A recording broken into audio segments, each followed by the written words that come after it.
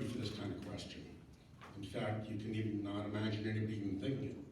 But there I was standing in a hospital corridor about to hear the question. Just 24 hours earlier, my wife and I were in the hospital for her checkup. She was 6 months pregnant, and after a scare a month previously, she was on schedule for a full-term pregnancy. But 20 minutes into the appointment, things went terribly wrong, terribly fast. I was in the waiting room with our coats and stuff, and out the window I could see that the doctor was racing down the hall with her in a wheelchair. Got into an elevator and I didn't see them. The next 24 hours were a blizzard of machines and specialists, fetal monitors, half-answered questions, and emotional isolation.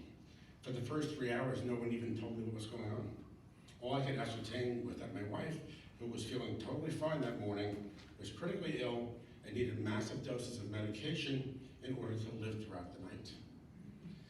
By that afternoon, she was responding well to the medication, but the same drugs that were keeping her alive were now dramatically slowing down the baby's heartbeat. I asked the nurse if they could maybe stop the medication on my wife, and they said, well, that would likely be fatal. The doctor was confident that either my wife or the baby could be saved, but not both, except for one very high-risk procedure. He could pull the baby 3 months premature, which would immediately remove any risk to my wife. But as the lungs are the last organ of a fetus to develop, the baby would need to be resuscitated at birth and could only hope that she could live on machines until she actually had functioning lungs. He would give the fetus massive doses of steroids for a day or two, hoping that that would help survive the birth. So the best case scenario before me was that this baby would be born at 27 weeks without functioning lungs and little else. My wife was stable, but under heavy medication. Naturally, she had trouble focusing on the details and what was going on, so whatever decisions were going to be made ultimately were going to be mine. Of all the ironies in the world, I have a long career in crisis communications. I was at the time running public affairs for the Los Angeles Police Commission. This was after that OJ thing you may have read about. And previously, I had handled campaigns for wars in Bosnia, Somalia, and Rwanda. But that was somebody else's crisis. Tragic, but impersonal. But this was my family, my wife, and my baby. And it was just getting so surreal that morning everything was fine, and now I'm in this hazy world of echoes and stuff, and I can't really understand what's going on. But I did know there was nothing I could do but sit by the monitors and hope for the steroids to take effect. I felt helpless and paternally crippled. I mean, I am the husband, and a Jewish husband, so I'm supposed to take care of the family and protect them. That's my job. I was raised that way. But there I sat helpless to do anything, because I couldn't do anything.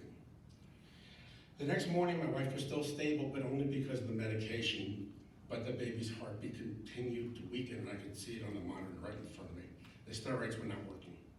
In the early afternoon, I found myself in the corridor, just leaning against the wall, trying to gain some insight and focus.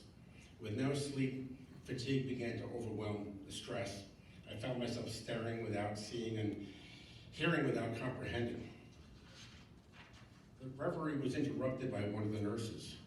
She pulled me aside, she goes, I know this is tough, but you need to understand where things are. I nodded in a way that suggested any clarity to this thing would be more than welcome. She said, you should know that if your wife doesn't show improvement soon, you may have to decide whose life you want to save. Well, I was still trying to register that. Then she added, you may have to choose between your wife and your baby. And here came the question, do you think you can make that choice? I tried to make sense of this, but my initial reaction was outrage. At that moment, I wanted to push her against a single block wall in the corridor and scream at her, what kind of sadist asked that stuff? That she had already walked away. So I tried to make sense of it. At the moment I wanted to do something, but I went in the room and I couldn't tell my wife what she said.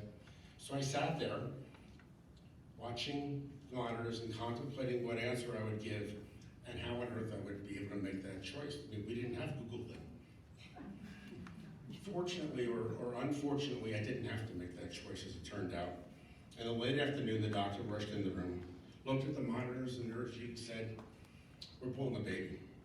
Just as quickly as he came in, he left.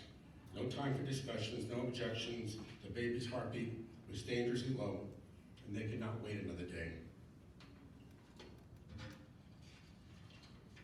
My daughter, who we named Alexandra, was born at 6:41 that evening, weighing 1 pound 6 ounces. She was not breathing. Her skin was a dark bluish purple. A team of doctors grabbed her, bagged her, and sprinted down the hall and life support machines. Later that night, they told me that with micropreemies, which is what they call these very small babies, the biggest factor is whether they live is their willingness to fight. So anytime I asked, is my daughter gonna make it? They would say, well, it's up to her. Like, gee, thanks a lot. And then 48 hours after the birth, less than 14 hours after the birth, we were told she would need open heart surgery. Don't even get me started on that whole nightmare. I can't even get into that. They only gave me 8 minutes. But how much fight could a baby have, a micropreemie have? 48 hours after the birth, she survived the open heart surgery. And then early the next morning, I'm sitting by her incubator, and surrounded by these machines that were all being charged of keeping her alive. Her nurse, who had been by her side the whole time, told me something incredible. Only a few hours after the heart surgery, and when her weight now down to 1.25 pounds, my daughter managed to get her tiny fingers under the tape on her face that was holding in the respirator. And somehow she was starting to rip the tape away to try to pull out the respirator. When the nurse put the tape back on her face, she did it again. And again. And again. Finally, the nurse had to strap her down, all 20 ounces of her. Well, that answered how much fight she had in her.